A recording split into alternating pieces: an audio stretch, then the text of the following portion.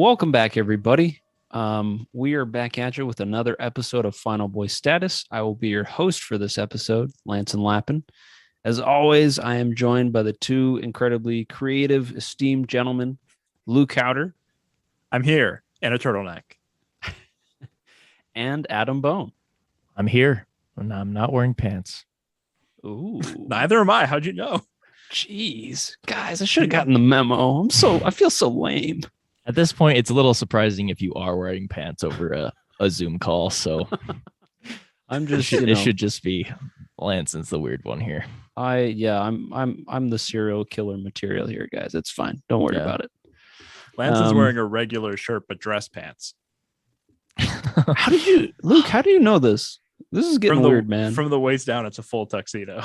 Stop. Don't share my secrets on the web. The dark web. It's where these episodes ultimately end up. That's right. So if you guys are new here, or this is you haven't listened to our podcast in a little bit, we at Final Boy Status are all about just kind of talking about how we as three average Joes would survive a horror movie. So, that's a pretty good time. And for this episode, we got a treat for you guys. We have the first Alien movie. So Luke did a little bit of research on this. Why don't you kind of give us a little bit of maybe a snippet of what the movie is about and maybe why you chose this one? Oh yeah, Luke. Talk to me, baby. Hey, how could you not choose this movie? First of all, I mean, Alien is just a legendary motion picture. This is, of course, from 1979. 20th Century Fox was really coasting after releasing the first Star Wars movie. And I don't know if you guys know about Star Wars. It was this kind of like smaller science fiction movie. Yeah, had some success. I feel like I got a cough. Sorry. Future me, edit that out. So basically after Star Wars, 20th Century Fox is like, guys, something's going on with this science fiction thing. We need a lot more of these. And there had been a script floating around for a couple of years called Alien that 20th Century Fox kept saying no to because they thought it was weird and science fiction and too scary to be made. And because they were like greenlighting anything science fiction at this point, they were like, do it. We love it. Please make this. And you have a horror feature set in outer space. What is it? What's essentially, like a slasher flick, but you sub in the slasher villain with a really creepy alien. Several people have also described this movie as Jaws, but in space, which is not inaccurate either. So I think most simply, you would describe this movie as a crew on a spaceship encounters an alien organism and try their best to survive that encounter. This is a legendary movie. If you know nothing about Alien, you've been living under a rock. Like, let's be real. Very influential, game changer, huge franchise at this point. When we say Alien, you have an idea in your head of what we're talking about. Heck yeah. So to start off our show, we usually like to talk about just kind of the overall quality as well as spookiness of the movie. Both are ratings out of 13 since this is a horror movie spooky podcast. So, Adam, I think I'll start with you. Out of 13, just looking at the overall quality, what is your take? What is your number that you would give it? That's great question, Lance. Thank you. I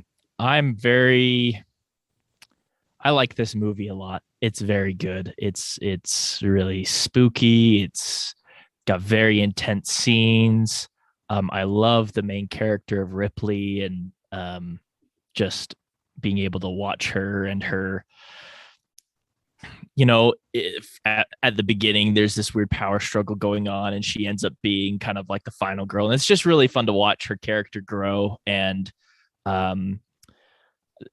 this movie, that being said, I think this movie is kind of a slower movie on purpose. Not that like kind of to develop the suspense and the spookiness near the beginning of the movie. This movie is very does get very slow. And I am one of those people that If a movie is pretty slow, I'll definitely notice, and I will definitely start to get a little bored. I think there are some movies that are slow that don't make me feel that way, and there are some that do. This movie does, in the first little bit, kind of make me go, all right, let's get to the next part. I don't know. Let's get to the part where the dude's the android. Like, I don't know. Like, I think there's a lot of setup in this movie that for me was a little slow. Not that if I thought about it and was like, what would I take out? That's just, I don't know. But that just kind of goes over in the subjective part of my review, where like for me, the rewatchability of this movie is kind of hindered by the fact that I think the beginning is a little boring, but it gets really exciting, and especially by the end is just awesome. So I'm gonna give this movie a 9 out of 13. Super solid. I love it. Very spooky. Very I don't know, just a really good movie. So Heck yeah. And Luke, what is your rating, your general rating out of 13? Oh man, I love this movie. I for real have a lot of love and admiration for what this movie accomplished. I kind of hear where Adam's coming from about like with a slower paced movie, sometimes it can bore you. And I will point out that this director, Ridley Scott, he for me has a huge tendency of being way too slow in his pacing, and it's something that can really put me to sleep. I think this is the one movie where he never hits that line for me. I never feel sleepy during this. And the funny thing is, like, if you ask Ridley about it, I think he'd say like this movie's paced perfectly, even to the point where like his director's cut of this movie is actually a minute shorter than the theatrical cut, which is like unheard of for director's cuts. So I'm going to disagree with Adam. I think this movie's paced perfectly. It is pretty artsy fartsy because that's Ridley Scott for you. Yeah. But it also, like, if you really dive into it, it says such interesting things about sexuality, gender. I mean, even for like the alien of this movie to be like a baby that grows inside and kills its host, like, is such a horrifying idea. And it was such a transgressive idea. I kept having this thought during this movie, which is like during the 70s and 80s, you had so many science fiction movies that were like really transgressive and really brought up interesting ideas. And nowadays you get like The Rise of Skywalker. I don't know, like sci-fi as a genre is a little bit sterilized at this point.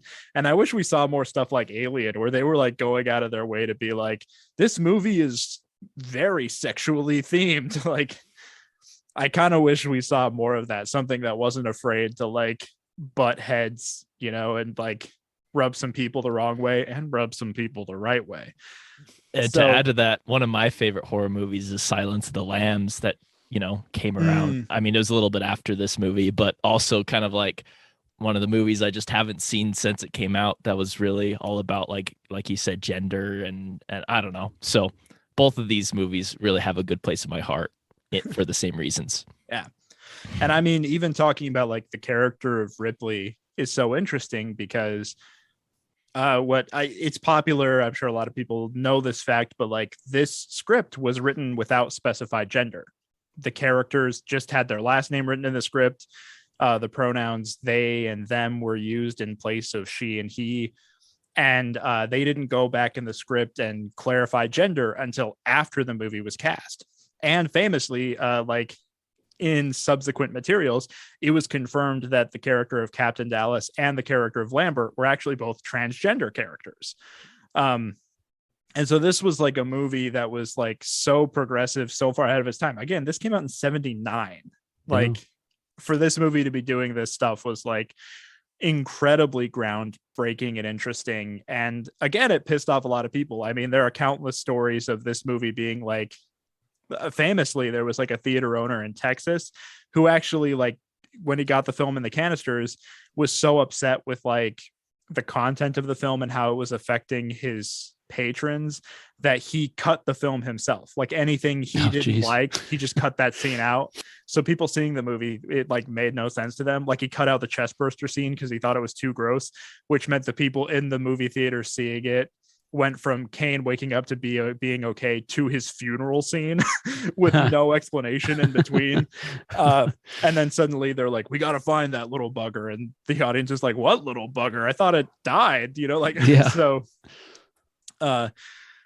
this movie like pushed a lot of buttons, and I really love it for that. I haven't even really talked anything about the quality, but like, I'm going to try and leave a lot of territory for Lanson to cover, talking about highlights of this movie, like directing, casting, all that. But what I really love about this movie is it's horrifying, it's visceral, and it really wasn't afraid to push buttons. And for a big budget movie, I think this movie was like $8.4 million budget or something.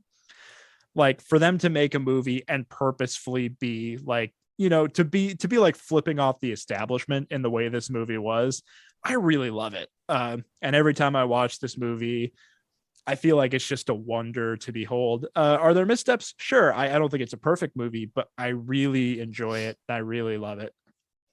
Out of 13, I'm going to go a lot higher than Adam. Actually, I'm going to give this an 11 out of 13 for my score. And it's affected, I think, by those intangible thoughts of just, this is a transgressive movie, and I like that. Yeah.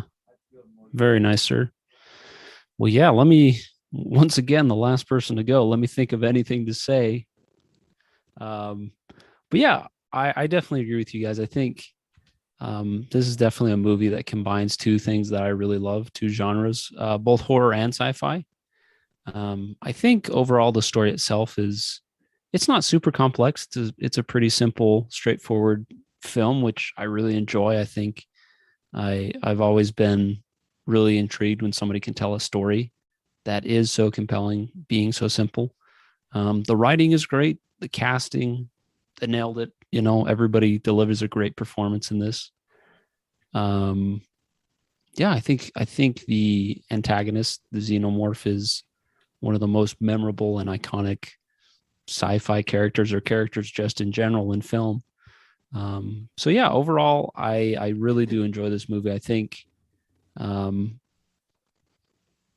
kind of the thing that really gets to me is how isolated this movie feels. Like, you really feel like you're alone in space, and with it being so slow and it being so almost to the point where you feel like you're getting cabin fever just watching the movie and being with these characters, which I think is really fun to play around with. So yeah, I think out of 13, I am going to give this a solid 10 out of 13 would be my rating that I would give.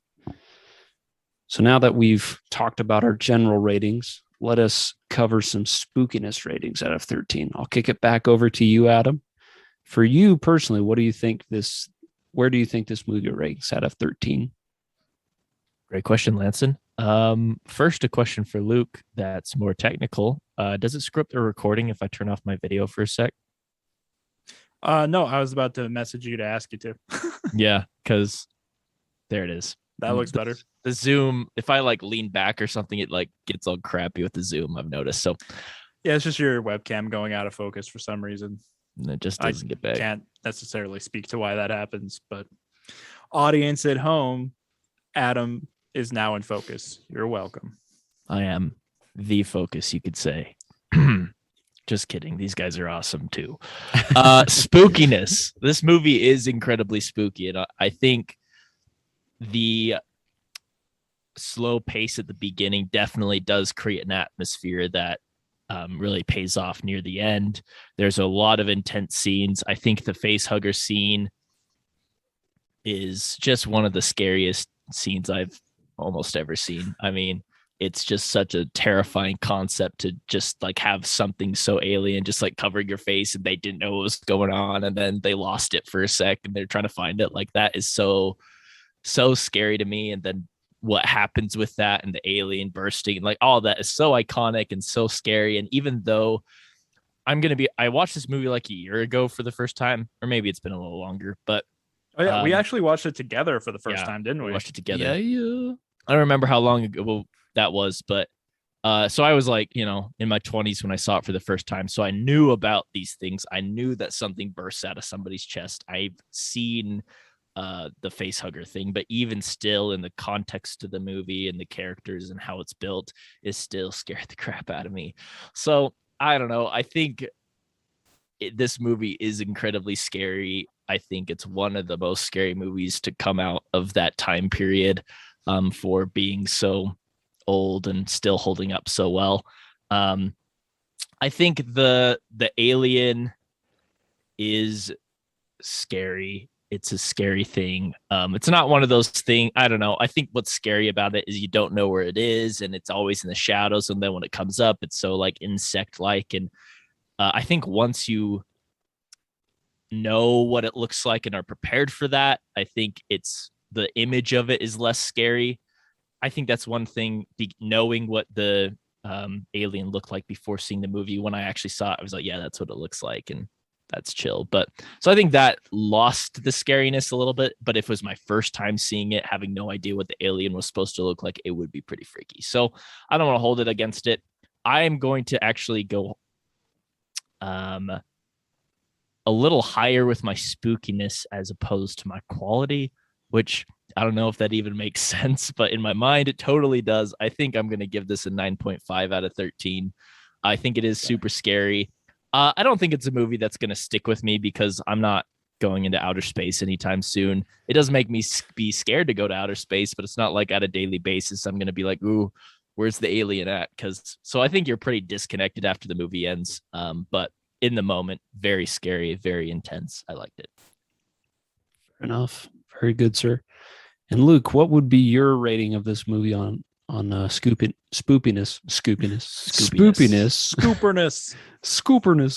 spookiness out of 13?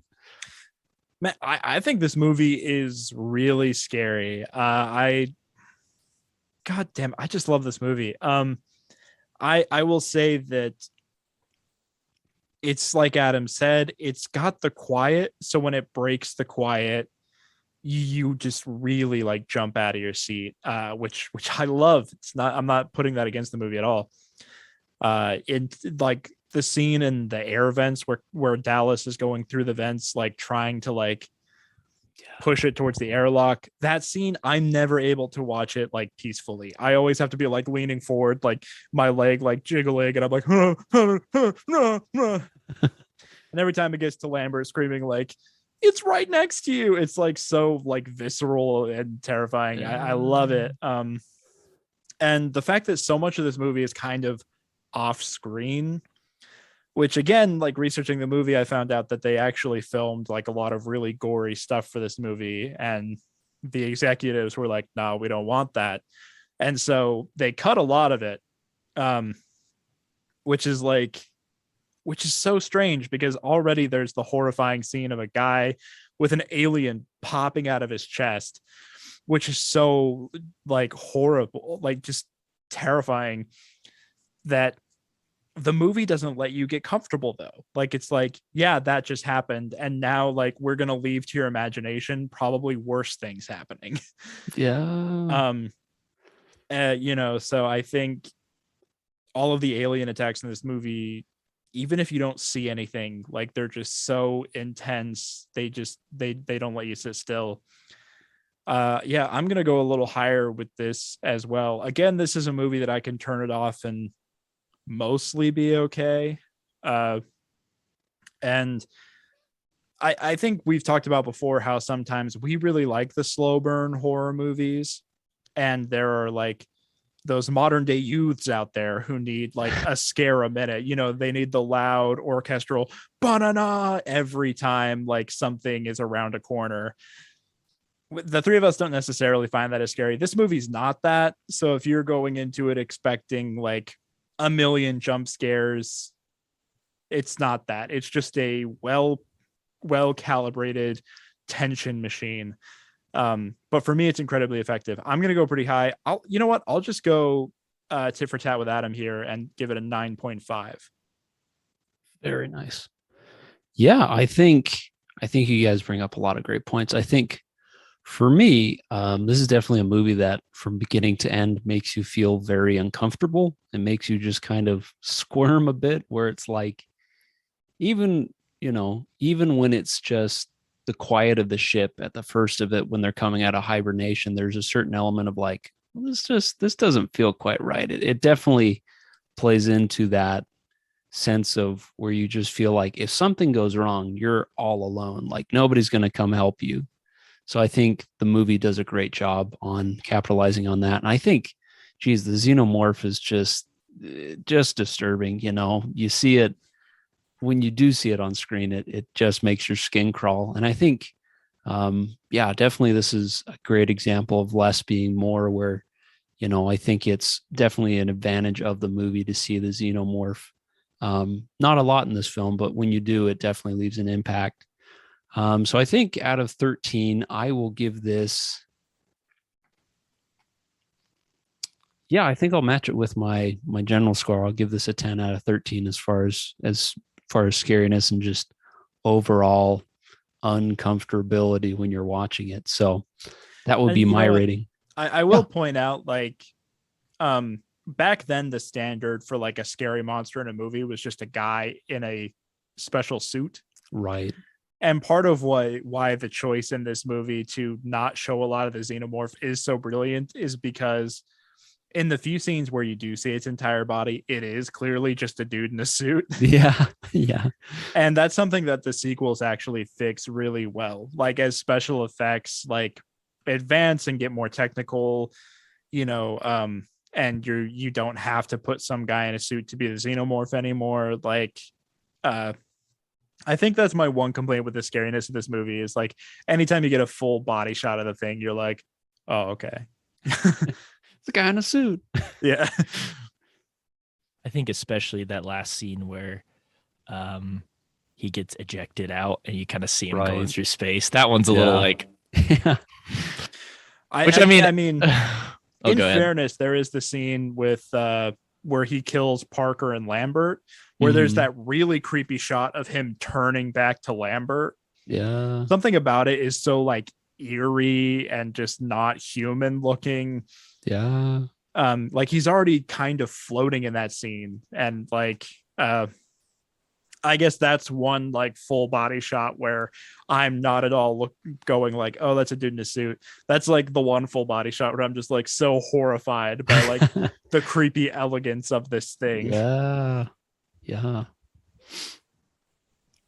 But so yeah, I think those are very good points. So yeah, as we've given kind of our general opinion of the movie, both as far as quality and spookiness, since this is a horror movie podcast where we talk about survivability, we're going to get right into the juicy stuff, which we're going to talk about our killers. We're going to talk about our victims. We're going to talk about all that good stuff. So to start, why don't we kind of transition into the segment where we talk a little bit about our antagonist, our killer, and maybe talk about some of the strengths and some of the weaknesses and just overall what the antagonist of the movie Alien is all about.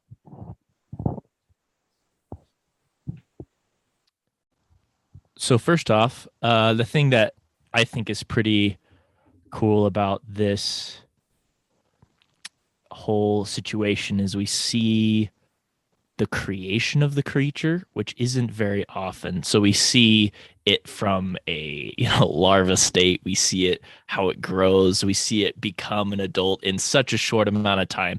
So when you think of like the backstory of a villain, and sometimes there's a fear in not knowing what happened in the past with them, and that being a mystery. In this one, we see that this thing is so incredibly animalistic. It's so smart how much it knows in such a short amount of time. And I think that timeline is such a huge strength for it, where from touching the egg to the point where it's big and it's killing people, it's a pretty short amount of time. So like you have to act fast when it comes to these guys. These guys are if you touch like a ton of different eggs and they start, I don't know, I guess we see that with the second one where there's multiple just attacking them. It's chaos. So I think that's an interesting thing with this creature, but also a huge strength where it can develop so quickly to be a very smart, very very good at killing people creature. I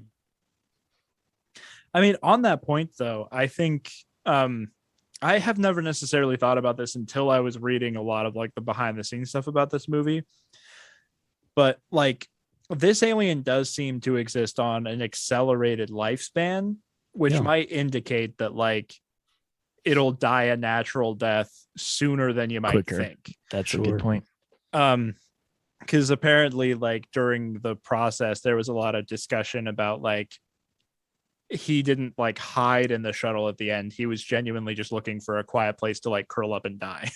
Like, which means that his entire lifespan would have been what, like maybe 48 hours. Right. So like, and it's not expanded on in this movie. It's not really brought up in any of the sequels, how long their lifespan is, but I do think that's something worth considering is like the accelerated growth of the xenomorph might also mean like a much shorter lifespan than we expect. Like the xenomorph is often compared to an insect and was purposefully meant to be like insectoid in its design. So I think something to consider is that its lifespan might be much more comparable to an insect than a human being, where it's got like maybe a week it's got like a week tops. Who knows? Right. And that's a good point.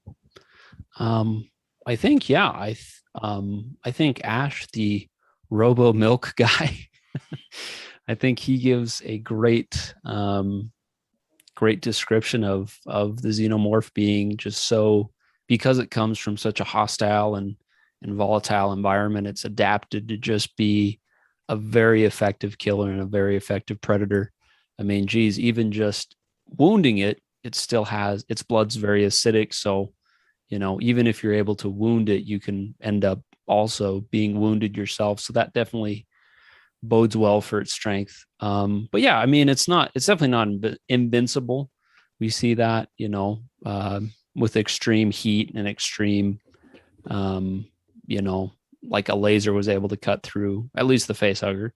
So, it does have limitations. So it's not completely just OP sort of a character. And I think that sometimes like the thing we run into in this podcast is we'll talk about some people that have a million weaknesses, and then we'll talk about some things that are just like so limitless power that you don't even know where to begin. This feels like perfectly in our wheelhouse, where it's like this thing can be killed, but you're gonna have to really like use your brain to figure out how to do it. Like like shooting it, if it was like on Earth, you could pull that off, but you're stuck in a spaceship with this thing. Your options get a lot limited, and you got to play the game a lot smarter. For sure. That's what I think is a huge strength, kind of to go off that, is because they're in a spaceship and because it's such close quarters and there's so many nooks and crannies that they could hide, this is way harder than if the setting was a little different and there was a little bit more space for them to see it coming, be able to I don't know, you know what I'm saying? So to run away from it, right? Instead of to like not have anywhere to go.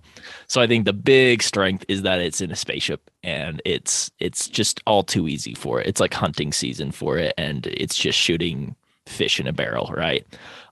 So outsmarting it is super essential in this case. But yeah, I think if it was a different setting, it might be a little easier if it's just one-on-one. Again, with the second movie, which I haven't seen in a while, but I know there's a lot more of them. And that makes it a little tough because that is a different setting. But I don't know. I think if it's just one-on-one, if you get out of the spaceship and find a different place, you might have an advantage that you didn't have before. Right. It seems like if you can get out into space, not into maybe not space, but where you just floating by yourself, you're good. You got different problems, but you're safe. The different definition of space, you have more room to work with, and you're not in close quarters. It seems like you'd have a better chance of being able to, attack it, and definitely probably long range attacks would be a much better because, it has that razor sharp tail and it's extremely strong. So if you could sit in one end of the spaceship and snipe it from and snipe it on the other end. Right. Full Halo status, just headshot. teabag it afterwards. Oh yeah, get into your warthog and just drive off. Yeah. Oh shoot. But yeah, is there anything else that you guys can think of as far as the antagonist of the xenomorph you'd like to cover, or maybe we haven't covered yet? I mean, there's a lot to discuss here, and it's going to start playing into like character decisions. So keeping those two things separate is a little difficult. But I will point out again that, like, as Adam pointed out, this is something where we see it from the beginning, its life, all the way to like its peak killing form. I do think there's interesting opportunities all along the way to like stamp it out young. You know what I mean? Yeah. I think I mean friggin' Parker almost saves the entire ship because like as soon as it pops out of Kane, he's like goes to kill it before like somebody stops him. Not that it would be the right call, because again, acid blood that could have screwed him all over, but like like I think this is kind of an interesting proposition because there could be opportunities to cut it off at the pass more than somebody who shows up fully formed like a Jason, you know, who's like shows up in his final form. Is no longer a tadpole boy, but a full frog boy. Yeah, correct.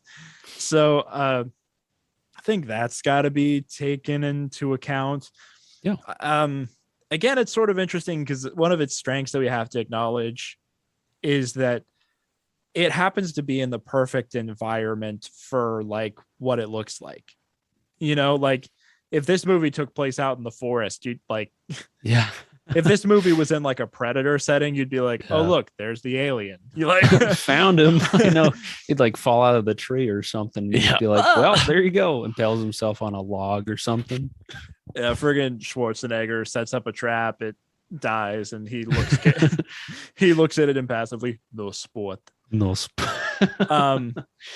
But I think again, going back to the setting, I think this is kind of an interesting thing because it's on a spaceship. It's sort of evolved to blend in well on spaceships. Right.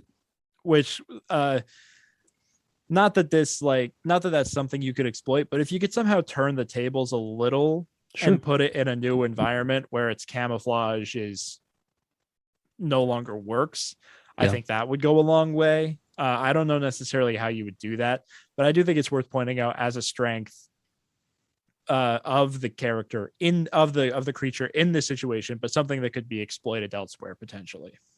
For sure.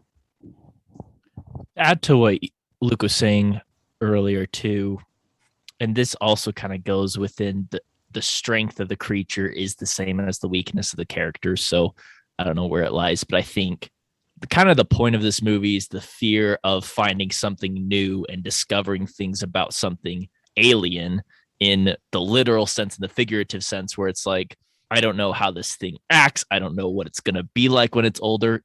Don't know it has acid blood. Now I know that. So the discovery is part of the experience and part of why it's scary. But if you have that knowledge already, like Luke said, it'd be very easy to prevent this thing from becoming big. So I think if you had knowledge, if you knew how it worked, if you knew that, you know, how it grew and it used a host to grow, like if you knew all that, there'd be a lot of ways you could prevent it from happening. So again, that's kind of goes on both sides, but I think that the fact that it is an alien hasn't really been discovered yet is a big strength for it. It has the surprise attack with so many different things.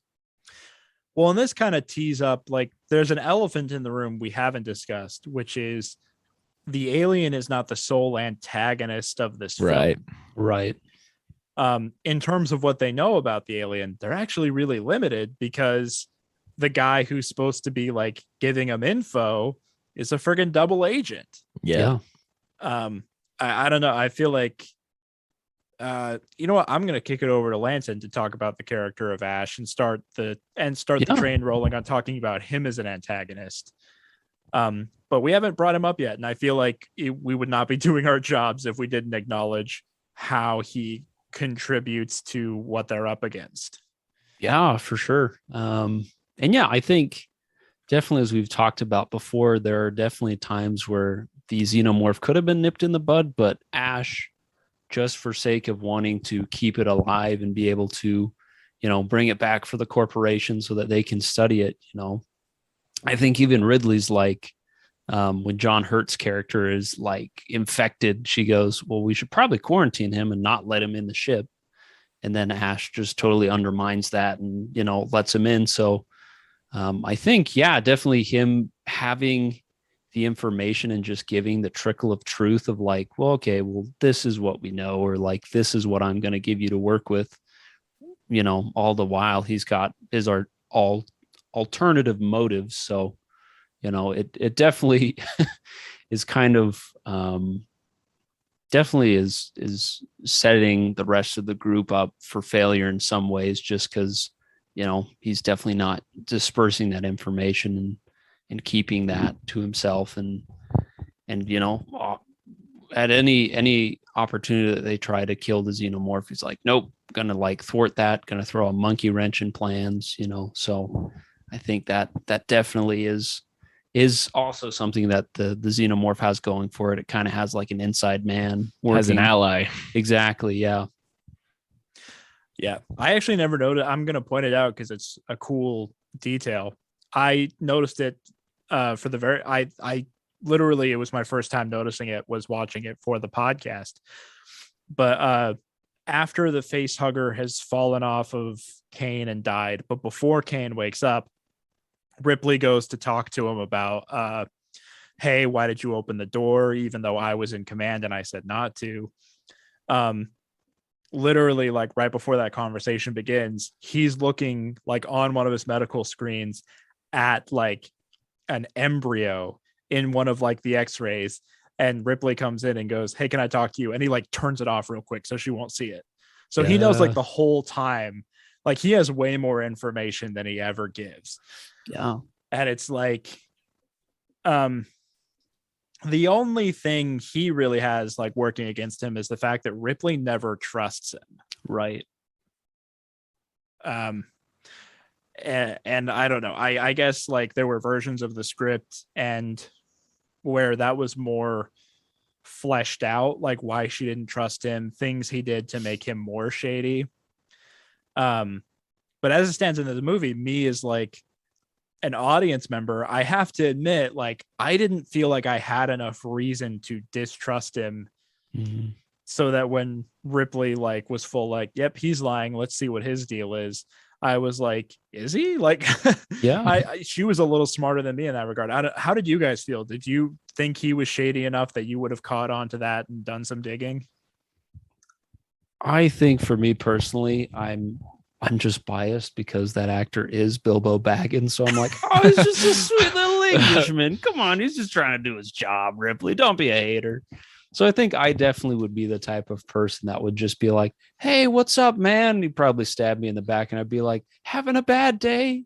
I don't think I go that far because he definitely, like, my impression of him is, oh, this guy's an asshole. But like, I didn't feel like there was enough going on there for me to be like, I think he's trying to kill us. Like, yeah, I think he's like actively letting us die. I don't think I would have jumped to that conclusion, but there was definitely like enough abrasiveness to him that I was like, man, this guy's a real prick. Yeah. I agree with you. I think it's more of a, for me, yeah, he acted a certain way. I was like, well, that's really mean. You shouldn't do that. But it wasn't a, wow, that guy's probably a double agent. I think that is a big leap to make before, I don't know. I agree with Luke, how there's not a whole lot of ways you could really figure that out until the characters end up doing in this movie. So yeah, he does have a weird loyalty to the company, which is something that would personally irk me. To have one guy in the room that's like, well, the company, like, you're like, okay, whatever. We're the ones in outer space right now, man. It's survival. Yeah, I don't know. It's like, I don't know, say you worked at like McDonald's and your coworker like had a poster of Ray Kroc in his bedroom. Like I wouldn't trust that, I guess. I'd be like, this guy has a weird, like, no, you're really disconnected from something here, bud. Again, yeah, I don't know that I'd catch on to him being a full robot though. And I want to point out, like, this is a note on quality, but in any other movie, a crew member was secretly a robot the whole time would be the shittiest twist of all time. In this movie, it's freaking genius, and you're like, yeah, it's awesome. whoa. Yeah. And that's one thing that wasn't spoiled for me before seeing the movie. I had no idea that was going to happen. So I knew about the xenomorph. I knew about the thing bursting, but that's not something that's as, I think, shared or as iconic, but it's so crazy. So that was a part of the movie I really enjoyed just because it was so surprising. Yeah, same. I remember seeing this movie at like 18 or 19, and I knew about the chest burster scene because of the reputation. But yeah, the scene where a guy full gets his head ripped off and he ends up being a robot. Nobody ever mentioned that. No, so I wasn't prepared for that. It's rad though. I love it. Yeah.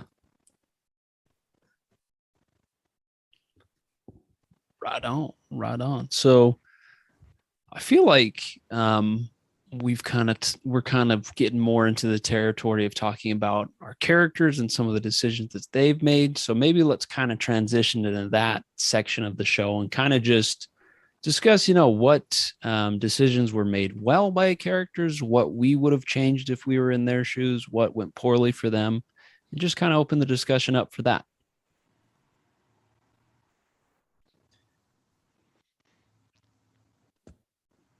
All right out the gate, let's say it. There are some great decisions made in this movie, hindered by the fact that there's a shitty android working against you. Right. For instance, we brought it up, Ripley straight up isn't going to let Kane back on the Nostromo. Mm-hmm. Brilliant thing to do. Yeah. And excuse me, I can't help but agree with that. If I work in freaking outer space, somebody goes off and is like, yeah, we saw an alien. Also, some sort of alien life form is now like attached to this guy. I'd be like, he's not coming back on board. What? Yeah. And like, this is the entire course of this movie is drastically different if they do what they said they were going to do and quarantine him for 24 hours. So they don't share air. They don't share anything. He's locked off separately. Like, this is a very different movie if they actually follow through on that. But again, you have, dildo Baggins walking around like, I don't need to listen. That's meant to be an insult. But yeah, like that decision right out of the gate is one of the best horror movie decisions a character could make, to stand their ground and be like, yeah, you're not coming back on here. Yeah. I think that's what I see in this movie a lot is everybody, especially Ripley. Well, I think I'll just focus on Ripley. She is so incredibly good at her job, very smart throughout the entire thing. I think it's just the situation and the fact that there's a Bilbo that's dicking her over. So honestly, a dildo that's dicking her over. A dildo that's dicking her over. Not a lot of complaints when it comes to Ripley. And yeah, I'm trying to think about the other characters because I feel like all of them are pretty, for the most part, competent, but these characters are just so like goddamn likable too. Yeah. I mean, like Parker and Brett just constantly like, man, we ain't getting paid for this bullshit. Like, that's so relatable. And I love that. I feel like the one character that maybe falls through the cracks a little bit is Lambert. Yeah. She seems to be pretty good at her job, but she spends most of this movie kind of in a fit of hysteria, which is unfortunate because you have like this brilliant portrayal from Sigourney Weaver of Ripley as like this competent badass, and then Veronica Cartwright plays a character who dies because she cowers in a corner. Like, right. It's kind of a bummer. But But I mean, if we're gonna get nitpicky, let's talk about Parker and Lambert's deaths. Like all of that happens because Lambert in that moment can't just doesn't move. Just freezes up. Freezes up. She's frozen in fear. That it's hard to say how you would react in that situation. I don't want to act like freezing isn't a possibility. Yeah. I would say that for me personally, I don't think I've ever been frozen in fear. I feel like when I'm scared, the whole flight or flight thing, really fight or flight. I think I said flight or flight. The whole flight or flight thing for me, whether you flee or you flee, clearly not much of a choice. It's just all flight. I mean, when I do haunted houses and stuff, you guys have gone to haunted houses with me. You've seen me do this. I kind of enter a zone where I'm we're moving through this as fast as possible. Yeah. Yep. I move twice as fast as I normally do. And I can't help but think that's me in this situation as well. As soon as that thing's there, I'm going into overdrive, and Parker tells me move and I'll toast it. I'm like, no problem, man. Yeah. I'll move. So to stand there not only long enough to watch Parker get wasted, but then still be standing there when it turns back to do whatever it does to me. It's unclear in the movie what happens, but I don't think I can't imagine that happening to me, but it's hard to say. I don't know. So that's something that I'm going to point out, that if I'm in her place, Parker and I probably both get away. I think it doesn't take much to run away so that that thing can get roasted like a marshmallow. This is going to come off as a little heartless, and I understand that. But whenever I see a scene in a movie where there is a life or death scenario and someone's like, I've got to get the cat or I've got to get the dog, I'm always like, I don't know. I think this movie is okay, but I think whenever that happens, my thing would be just forget about the animal. It's all about me. I know that's heartless. I'm not much of a pet person, and that's probably why. But I think if we're nitpicking again, if you were really focused on survival, you were like, I need to survive this. I need to get through this. I'll get a new cat when I get home. I don't know. I would point out that in that specific moment when she hunts down the cat, she's not in that life-threatening of a situation. The cat is fully stowed away in the escape pod before things really before Parker and Lambert I guess die. That's a good point. So I don't know. Shit hasn't quite hit the fan to the point where it's it's me or the cat. I guess I choose me. I also, Adam, just thinking about the cat subplot in this movie is now retroactively thinking this movie actually is probably a 5 out of 13 in quality. That cat. We watch in real time his entire opinion of this movie changes, hinging on Jonesy the cat. Garfield the cat. As played by Chris Pratt. And I think that's why I threw in this movie, I think does it better because, like you said, it's not in the moment, but it's something I did notice where I'm I think if it did come down to it, she might have done something crazy because of her loyalty to the cat. So I don't know, but that was just a nitpicky thought. I mean, yeah, if we really want to weakness in a character is what if we really want to get nitpicky, every time I watch this movie, it's a really poignant scene when Dallas is in the computer room and he's basically considering his own death, and he, what are my chances? He types into the computer and then sits there looking sad and depressed. I'm not going to lie. This time watching this movie, I was he's acting like somebody has to be in the air vents. Not to be Right. a total dick. I don't think anybody has to be. Yeah. I don't know. maybe I'm being a little silly, but it's like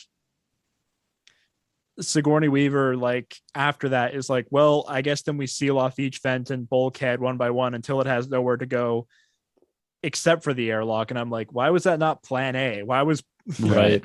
why was plan A? Let me crawl in there, have a look around. Oh no. Like, guy in the suit. it's trying to hug me. What is that? Yeah, I don't know. Like, as soon as you know there's like a dangerous creature, at this point, they know Brett is dead.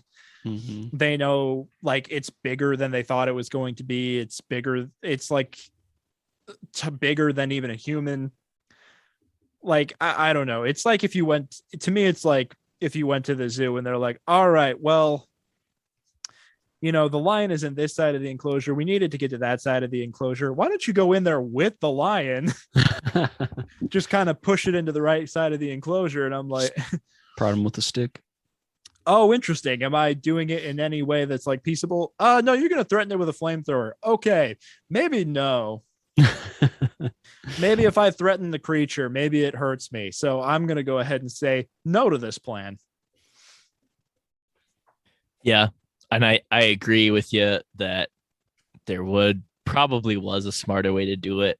But again, the creature just kind of had that element of surprise where they didn't really know exactly what they were dealing with or what was going to happen. And so I don't know. I see your point, though. I think there was a smarter way to do it. I will call out a really great moment in this movie is there's a scene where they're saying, why don't we get on the lifeboat? Or, you know, why don't we get in the escape pod, the lifeboat? I think they call it a lifeboat, right? I think so, yeah. So they're like, why don't we get on the lifeboat and blow up the ship? And they're like, well, we can't do that because the lifeboat can only support 3 people and there's 4 of us here. And then in the next scene, they discover Ash is an android. And at the end of that scene, they go to the lifeboat. I love like that's the smallest detail, but I love it. I love that. 3. Yeah, only one reason is presented why we can't blow up the ship and escape on the lifeboat. And that's because there's too many bodies here for the lifeboat. As soon as they figure out like, oh, it's just 3 of us now. Yep, we're out of here. I think that's a brilliant moment and decision in the movie, to be completely. I think that's a decision I would also make. Yeah. I also like that, like, blowing up the ship was like clearly the better plan, but they just couldn't do it because like they couldn't do it because there were too many of them for the lifeboat. Yeah.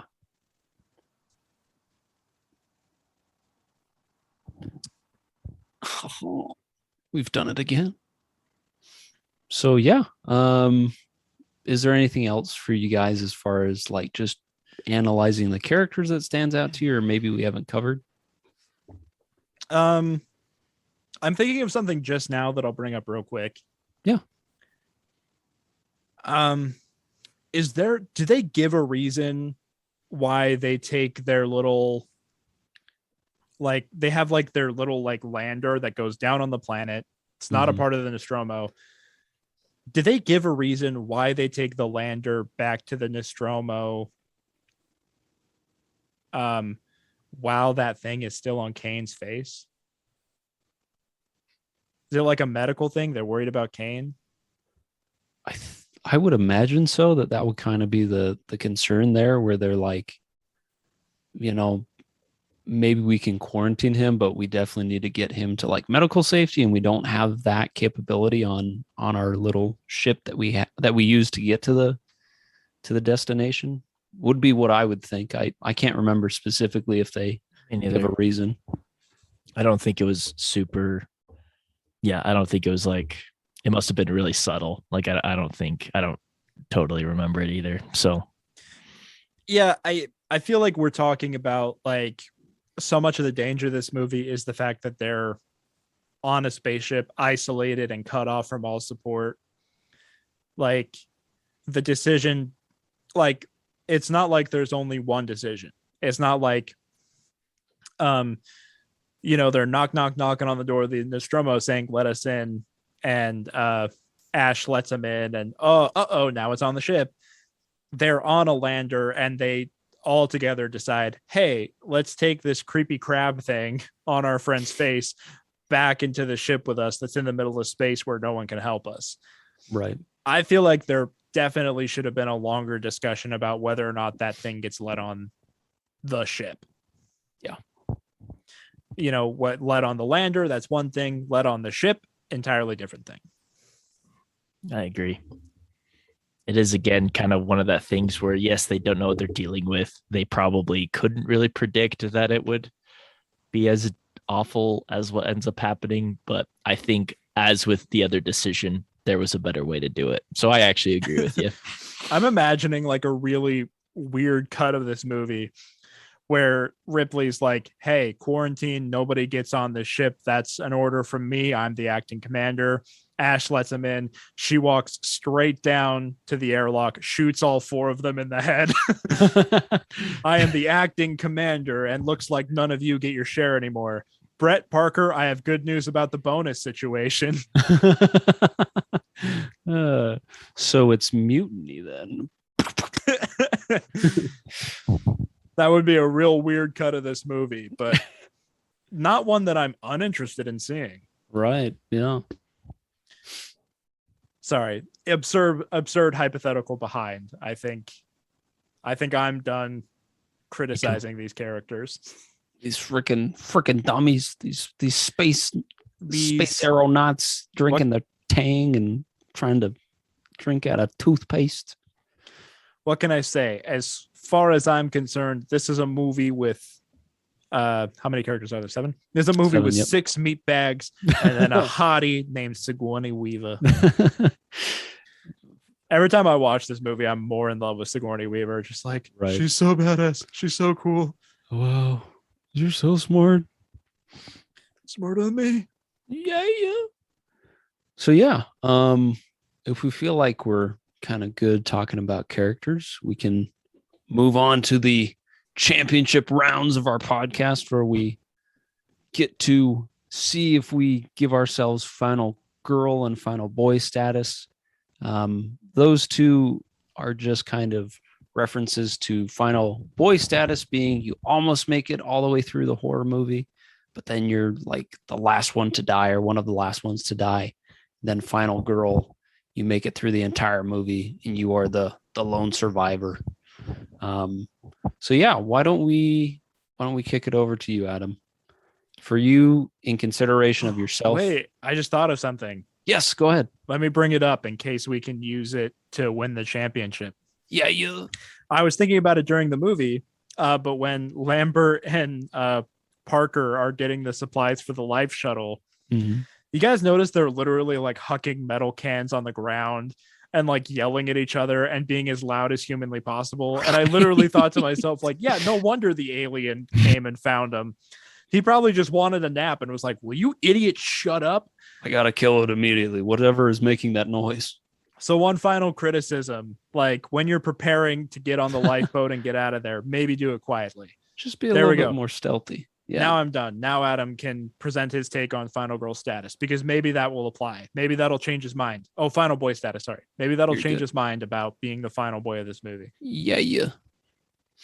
I would like to propose that I would not make final boy status. This creature is really intelligent. There's no way, if there's a douchebag android keeping information from me, there's no way I am going to be prepared with what happens with this guy, with this creature. And I think I don't know if I'll be the first one to be killed, but I think once it reaches adulthood and is just going down that path, I'm a die. So I don't think there was any information I could have gained to stop it from reaching maturity. And then after its maturity, I think I'm dying. So I don't think I'm surviving this movie. I think these characters were pretty smart for the most part, and I don't think I could have done much better. Fair enough, sir.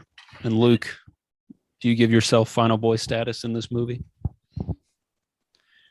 Yeah, I'll go ahead and give myself final boy status, mostly because I think to not get final boy status, I have to be one of the people who goes down to the planet's surface. I'm not brave enough for that. Yep. or I have to be like the guy who goes in the vents with the thing, and I'm not brave enough for that. So I think by pure cowardice, I will eke my way into final boy status.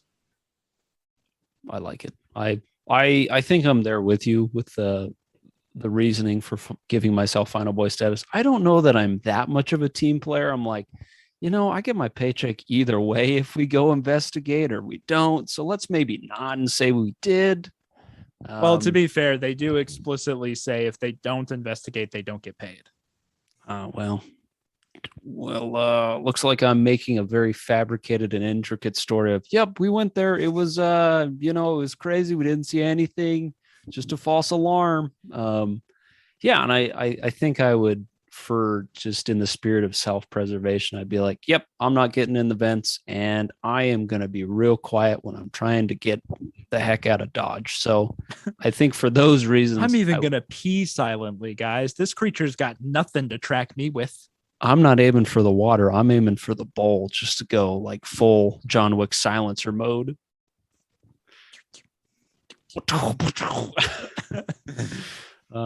So yeah, I think I would give myself final boy status for those reasons. All right, now we get into the championship for all the marbles for final girl status. Adam, I know that you said you would not make final boy status. So, oh wait, Adam's doing ASMR. Let him do his thing. Go ahead, dude. I don't know what you expect of me right now, but I do have something to say. Yes, go for it. Final girl status. Yes, please do. I make final girl status by not becoming an astronaut because space is terrifying. And I could just I could find some other trade. Like I could go into woodworking and make a lot of money and not have to go into space. Like I'm one of those people. Heck yeah, dude. They talk about like colonizing Mars and they're like, will you submit yourself to that? And I'm like, heck no. I think unless everybody is like, we have to leave or else we die tomorrow, I'll be like, okay, maybe I'll go. But I'm not first in that line. So I'm going to be on Earth. They're going to be like, dude, you should be an astronaut. Go check out aliens. I'll be like, no, I'm not going to do it. I'm good. So Adam's like, why would I be on a spaceship when I can make the spaceship? Heck yes.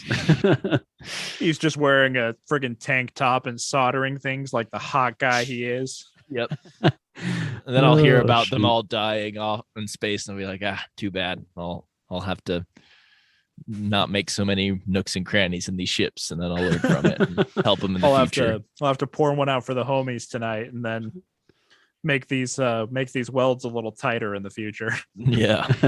Well, back to the drawing board. Nice. I like it, Adam. Very smart. All right, Luke, given your consideration to yourself in this movie, would you give yourself final girl status? I'm gonna give myself final girl status, and let me tell you how it's gonna happen. Yeah, because I got a playbook. Heck yeah. So if I am a Ripley or a Parker or a Brett, which I am assuming I am because I would not go down on the planet, right? I'd be like, I'm not into that. When Ash goes ahead and opens the airlock to let them in, I pull a real switcheroo and I shut all of the other doors out of that room. So now those four idiots are quarantined in that room together. We wait the mandatory 24 hours in which the face hugger will finish its business, skitter away, and the alien will be born. We'll hopefully find a way to get rid of the alien so that nobody in that room gets hurt. Ash will probably expose himself as the creepy little, McDonald's daddy kink robot he is. And at the end of it all, it's like, well, that was a crazy few hours. Let's go back to the Nostromo and go home. That was a real crazy 48 hours down on that planet. Man, imagine if we tried to do all of that in space. Oh, crazy. So that's my tactic, is I just double cross the double crosser and lock him in there as part of the quarantine. You dare to question my authority? Well, that's the end of your life. Oh, even if Ripley's the one in charge, I'm like, you don't question the woman I'm in love with. Respect to the woman. Respect It's to the queen. It's a twist ending. I was in love with her the whole time. Oh, heck yeah. Very nice, sir. I like it. I like the reasoning. How about you, Lanson? Final girl status in the cards for you? I think so. And let me tell you how. So, I really do like how all of the characters have such cool, memorable names. And I think Ash, he's definitely got his secret side mission going on, but little do the crew of the Nostromo know that I too have my own secret side mission going.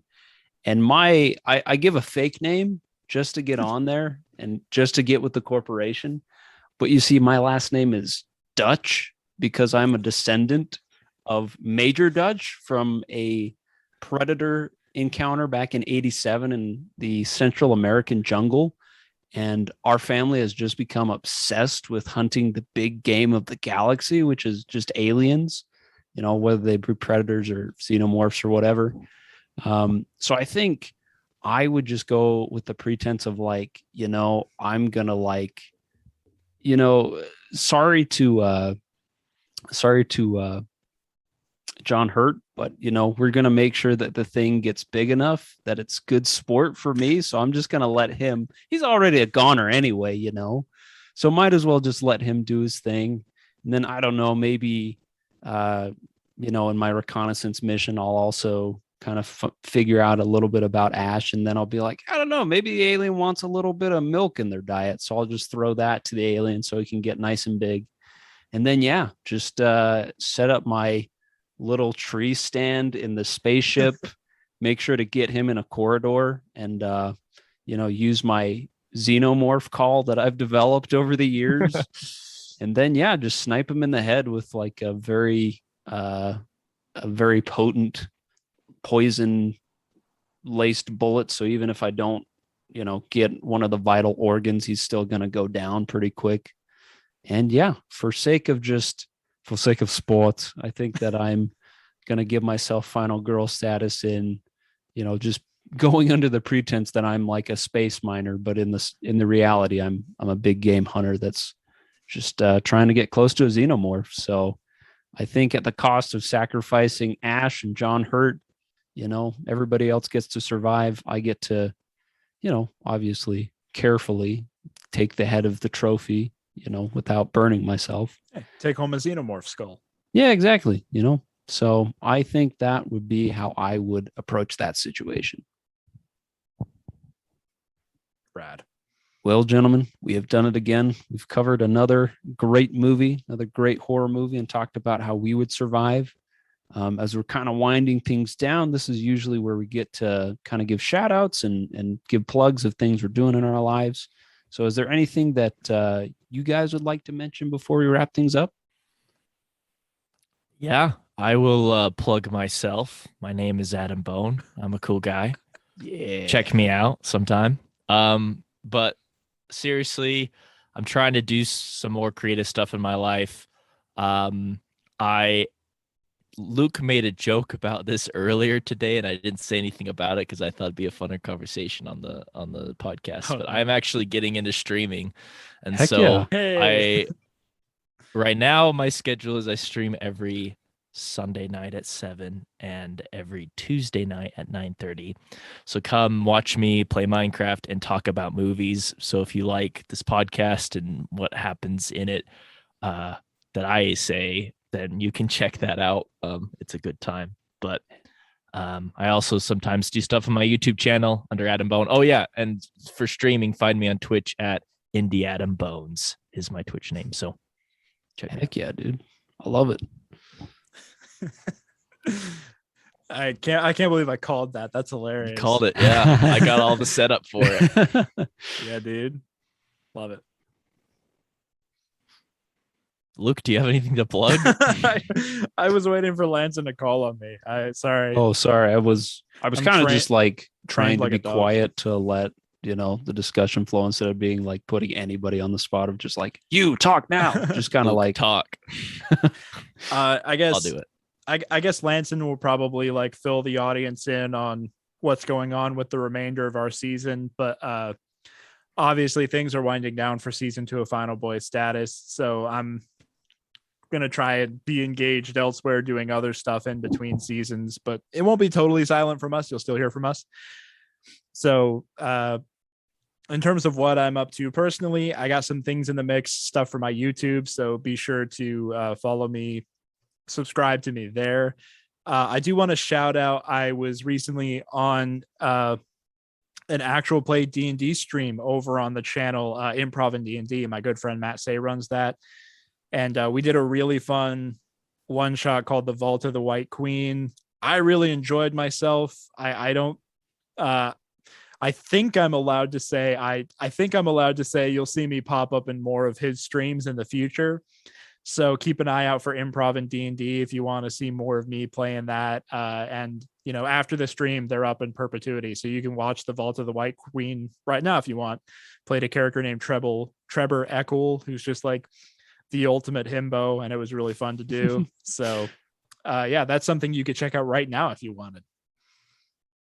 Heck yeah.